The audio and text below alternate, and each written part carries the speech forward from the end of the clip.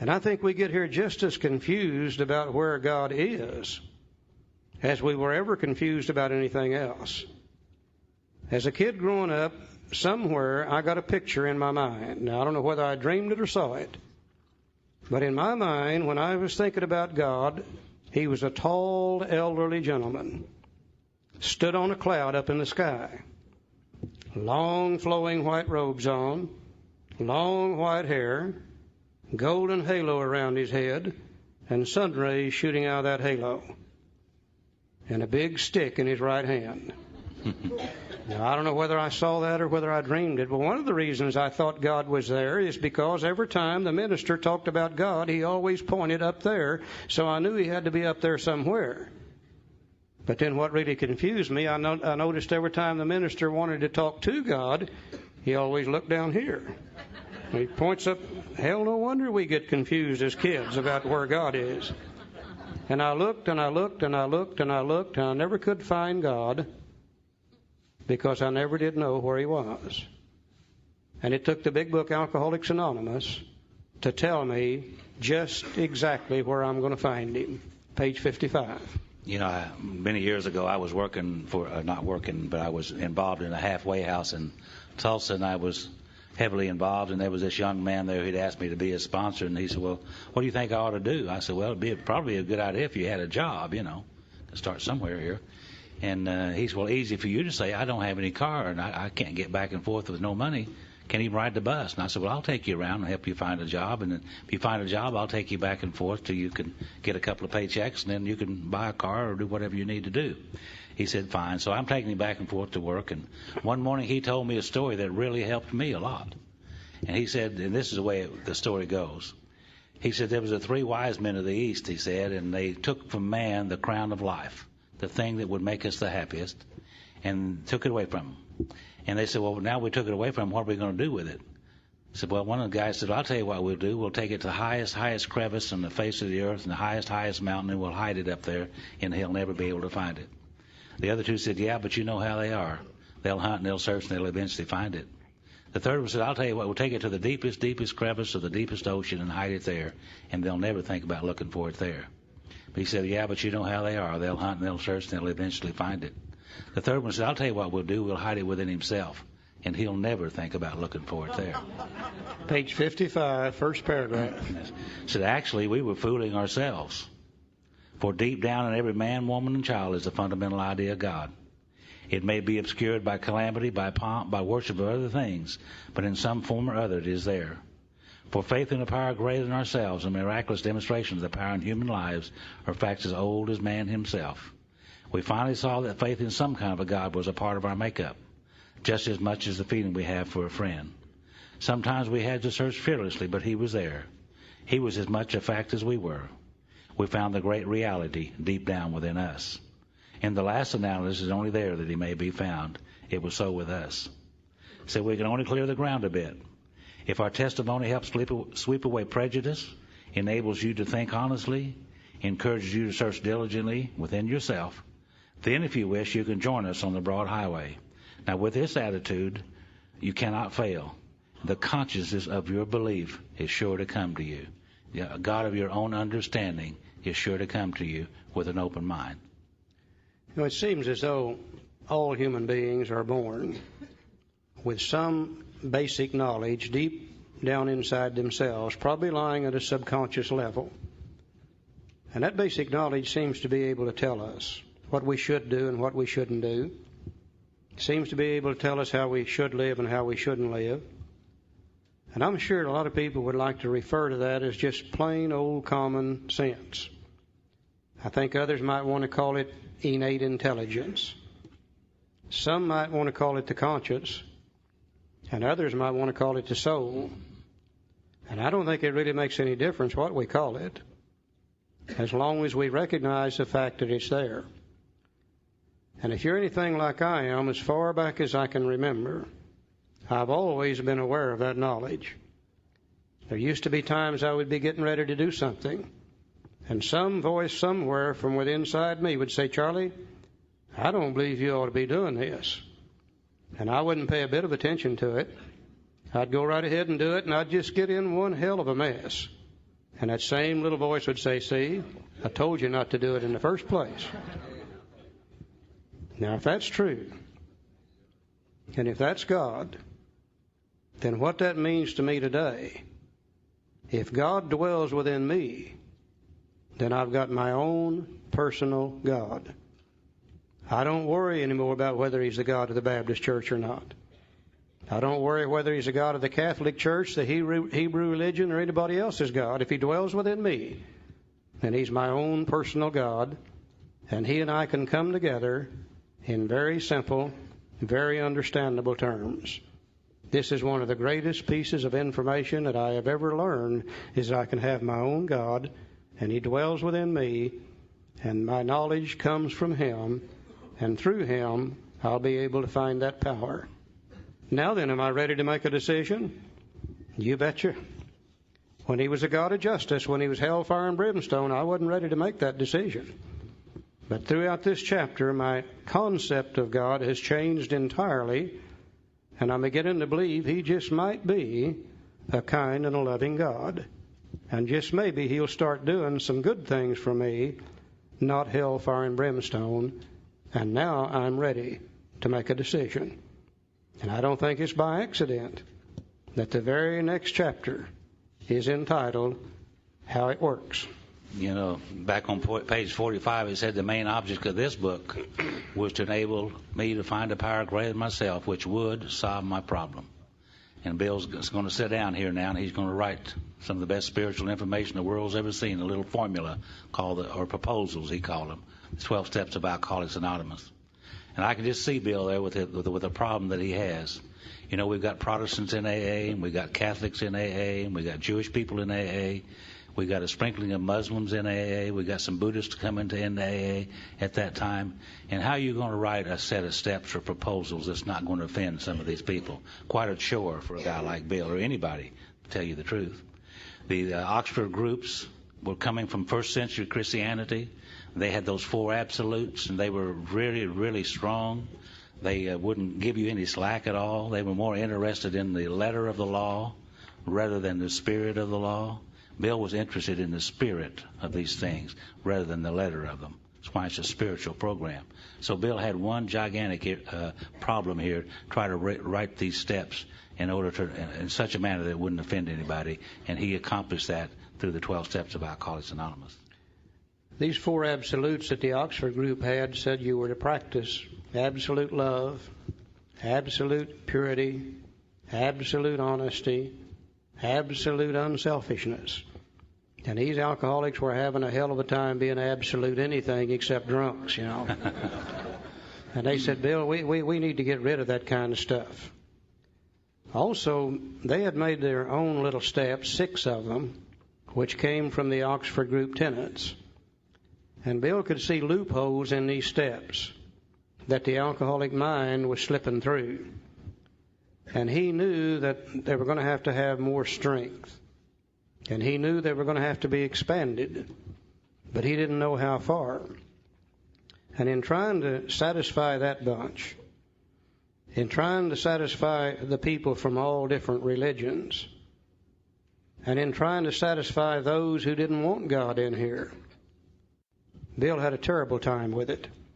By that time, AA had really divided into, you might say, 3 factions. In Akron, where Dr. Bob was, they didn't have any problem with God. Dr. Bob was a highly religious man. He used the Bible. He insisted everybody he worked with use it too. God was no problem there. But the New York City people were an entirely different breed of cat. They really didn't want anything to do with God if they could avoid it. They would have preferred a book dealing with the mind rather than spirituality, period.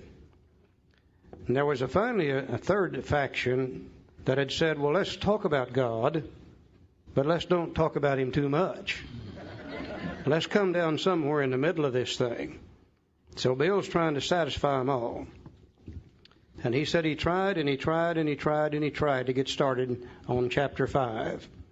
This is going to be the directions on how to recover. And he said, I simply could not do it. And he said one night while in bed, leaning against the pillow behind his back, leaning against the headboard, pad and pencil in hand, trying to start chapter 5, he said, I finally just gave up. And said, I put down the pad and the pencil, and said, I prayed and asked God for help and direction. And he said, I meditated for maybe 10 or 15 minutes. And he said, then after a while, I reached over and picked up the pad and pencil. And he said, it felt as if the pencil had a mind of its own as it raced across the pages. In less than 30 minutes, he had written How It Works. One of the greatest pieces of spiritual information the world has ever seen. After he had written it, he went back and numbered these proposals, and he found out there was 12. He didn't set out to write 12. He went back and numbered them, and there was 12 of them there. Now, almost immediately after having done that, somebody knocked on the door. One of the guys in a New York City group had one of his sponsees with him. They knew that Bill stayed up late working on the book anyhow, so they had come by to see Bill on the way home. Bill could hardly wait to show this to this older member. Look at the new 12 steps. And the older member said, what in the hell is this? Said, we only had 10 commandments, and now you got 12. And he said, 6 has been sufficient for everything up till now. And he said, I don't like it at all. And the fight was on. And they fought, and Lois finally came in and gave them a cup of coffee and settled them down. Then Bill presented this How It Works to the other members, and that's when the crap really hit the fan.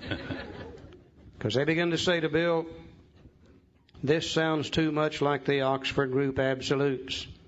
You're going to have to get some of that stuff out of there. And they said, Bill, you're trying to give directions to people, and you don't have the right to tell anybody what they have to do. And build this, and build that, and build this, and build that. And they almost destroyed not only the book project, but the little fellowship in its entirety. Now, Joe's going to read How It Works from the original manuscript, which most of you have probably heard before. And if he reads through there, I think you'll be able to see the differences between what Bill wrote that night and what the fellowship forced him to change in order to have what we have today. Let's go through it for just a moment and see the differences. Can you imagine what kind of fight you would have if you left here today, went back to your group, you had 12 sets when you left, but now you had 24? Be a little fighting going on, wouldn't there? That's what Bill was up to. And here's how it works, the original manuscript.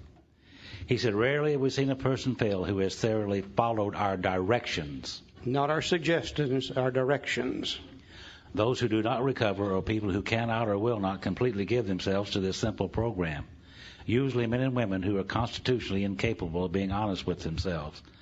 There are such unfortunates. They're not at fault. They seem to have been born that way.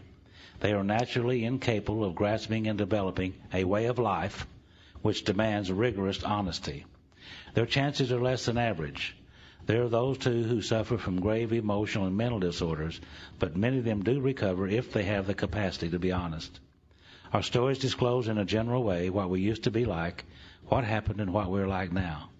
Now, if you have decided you want what we have and are willing to go to any lengths to get it, then you are ready to follow directions. At some of these, you may balk. You may think you can find an easier, softer way. We doubt if you can. With all the earnestness at our command, we beg of you to be fearless and thorough from the very start. Some of us have tried to hold on to our old ideas, and the result was nil until we let go absolutely. Remember that you are dealing with alcohol. Cunning, baffling, powerful. Without help, it is too much for you. But there's one who has all power. That one is God. You must find him now. Half measures will avail you nothing. You stand at the turning point. Throw yourself under his protection care with complete abandon. Now we think you can take it. Here are the steps we took, which are suggested as your program of recovery. 1. Admitted that we were powerless over alcohol and that our lives had become unmanageable. 2. Came to believe that a power greater than ourselves could restore us to sanity. 3. made a decision to turn our will and our lives over to the care and direction of God as we understood Him. Over to the care and direction of God as we understood Him. Remember that. We'll refer to it later on. 4, made a searching and fearless moral inventory of ourselves. 5, admitted to God and to ourselves and another human being the exact nature of our wrongs. 6, we're entirely willing that God remove all these defects of character. 7, humbly, on our knees, ask Him to remove our shortcomings, holding nothing back. 8, made a list of all persons we had harmed and became willing to make complete amends to them all. 9, made direct amends to such people wherever possible, except when to do so would injure them or others. 10, continued to take personal inventory, and when we were wrong, promptly admitted it. 11, sought through prayer and meditation to improve our contact with God, praying only for knowledge of His will for us and the power to carry that out. 12, having had a spiritual experience as a result of this course of action, we tried to carry this message to others, especially alcoholics, and to practice these principles in all of our affairs. Now you may exclaim, what an order, I can't go through with it. Do not be discouraged. No one among us has been able to maintain anything like perfect adherence to these principles. We're not saints. The point is that we're willing to grow along spiritual lines. The principles we've set down are guides to progress. We claim spiritual progress rather than spiritual perfection. Now our description of the alcoholic. That's the doctor's opinion, Bill's story, some of it in chapter 2 and 3. The chapter 2, the agnostic. Chapter 4. And our personal adventures before and after. Bill's story and those in the back of the book. Have been designed to sell you 3 pertinent ideas. Well, Bill was a salesman, you know. A, that you are alcoholic and cannot manage your own life. Step 1. B, that probably no human power can relieve your alcoholism. Step 2. C, that God can and will. The rest of step 2. Now, if you're not convinced on these vital issues, you ought to reread the book to this point, or else just throw it away. Go ahead.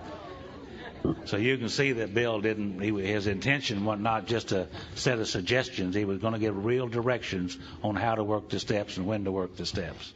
And going to give us precise, specifically, clear-cut directions on how to do that. And he was very adamant about it. But the crap hit the fan, and they asked him, and they made him through the argument to make some changes in this original how it works.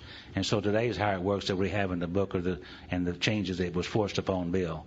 You know, and Bill said that he would compromise with him in this area, but he made a deal with him. And I can imagine through all the arguments that they had up to this point, back and forth of this program, the kind of arguments that they had. They were almost ready to disband and ruin the little fellowship of Alcoholics Anonymous at that time. So Bill made a little compromise.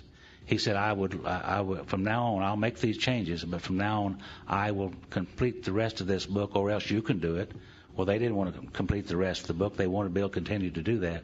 So they agreed to let Bill continue to write the rest of the book without much interference on their part.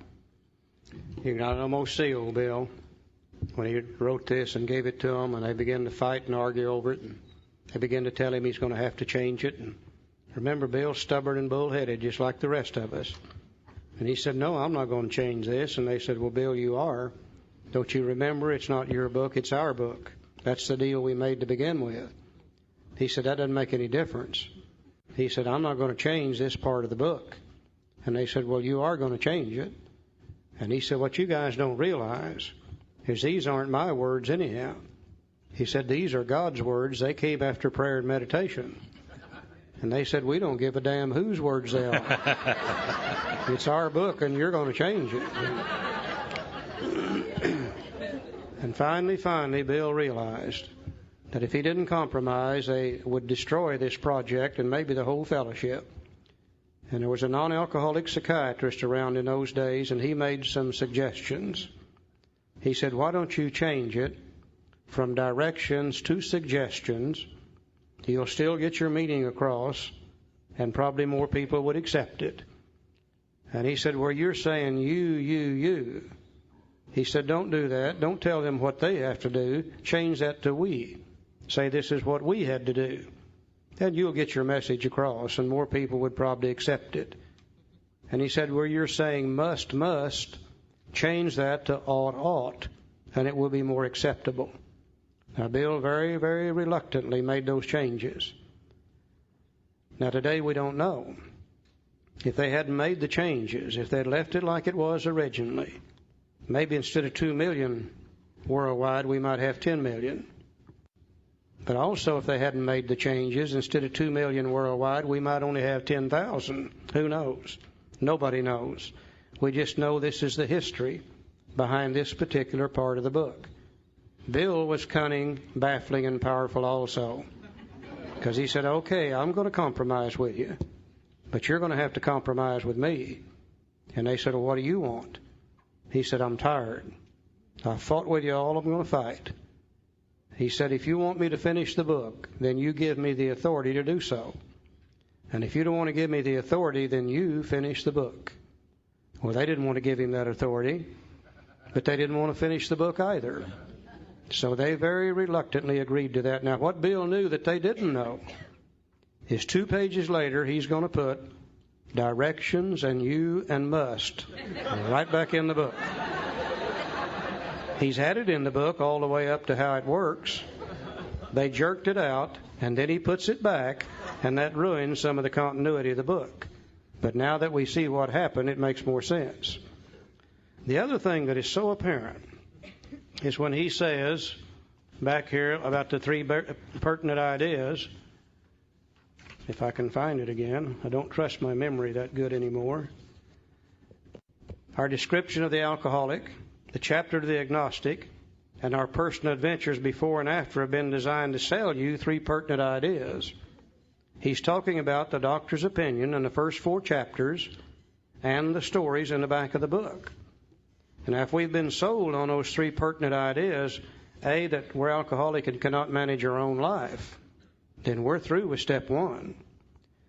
If we've come to believe that no human power can relieve our alcoholism and that God can and will, then we're through with step 2. Now, the very next statement says, if you are convinced, you are now at step 3. You see, the fallacy in trying to start somebody in chapter 5 is it starts with step 3. And it's hard to start with step 3 unless you've got 1 and 2 behind you. People come to us today and they say, well, how do you work steps 1 and 2? And our answer is you don't. They are not working steps. There's no action involved here. These are conclusions of the mind that we draw based upon information presented to us in the doctor's opinion in the first 4 chapters. I've always been powerless over alcohol. My life has been unmanageable because of that. I just did not know that, nor did I know why, until I read the doctor's opinion in the first 4 chapters. There's always been a power greater than I am could restore me to sanity. I just did not believe that he would, nor did I understand the insanity until I read the doctor's opinion in the first 4 chapters. Now, if I can say to myself today, you betcha I'm powerless over alcohol, my life is unmanageable, I'm through with step 1. If I can say to myself today, I have come to believe there's a power greater than I am can restore me to sanity, I'm through with step 2. And now then, I'm ready to look at step 3. Now I might make a decision. Being convinced we were at step 3. We haven't took step 3 yet. We were just there, which is that we decided to turn our will and our life over to God as we understood him. Well, just what do we mean by that, and just what do we do? Well, that's a very good question, isn't it? What does step 3 mean? Well, we're going to make a decision. That's part of it. To do what? To turn our will. And what is our will? Our will is our thinking, and our life is our actions. We're going to make a decision to turn our will and our life over the care and direction, that's what the step used to say, to God as we understand him. Our will is our thinking, our life is our actions, and we're going to make a decision to let God direct our thinking and direct our life in step 3. Haven't done that yet, but we're getting willing to do that. I've always heard a lot of people say one of the most misunderstood steps in the big book is step 4, and I'll agree with that. But I don't think step 4 is any more misunderstood than step 3 is. I hear people today say, I've been in AA about 5 years. My life's still all screwed up, and I don't understand why, because I turned it over to God 3 years ago when I took step 3. No, we don't turn anything over to God in step 3. We make a decision to do something in step 3. And the decision itself implies we're going to have to take some further action to carry it out. You know, one of the greatest examples I can think of is probably 4, 5, 6 years ago now. Barbara and I made a decision to come to Los Angeles, California and visit some of our relatives. But we didn't do anything to carry that decision out. And sure enough, we didn't get to Los Angeles that year either. Second year in a row, we made a decision to come to Los Angeles and visit our relatives. Again, we didn't do anything to carry it out, and we didn't get to California either. Third year in a row, we made that decision. Only this time, it was a little different. This time, I took the car down and had it serviced. Barbara packed the clothes and a little food, and we got in our car and we drove from our home to Tulsa, Oklahoma. Then we drove to Oklahoma City. Then we drove to Amarillo, Texas.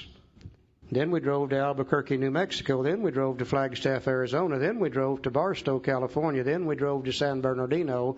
And then we drove to Los Angeles.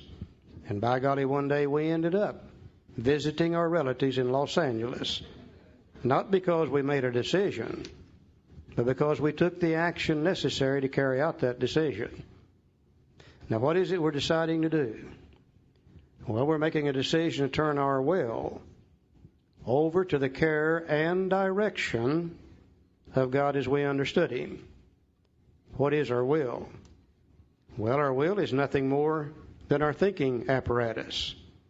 Our will is nothing more than our mind. Our will is nothing more than this thing up here that tells us what to do and what not to do.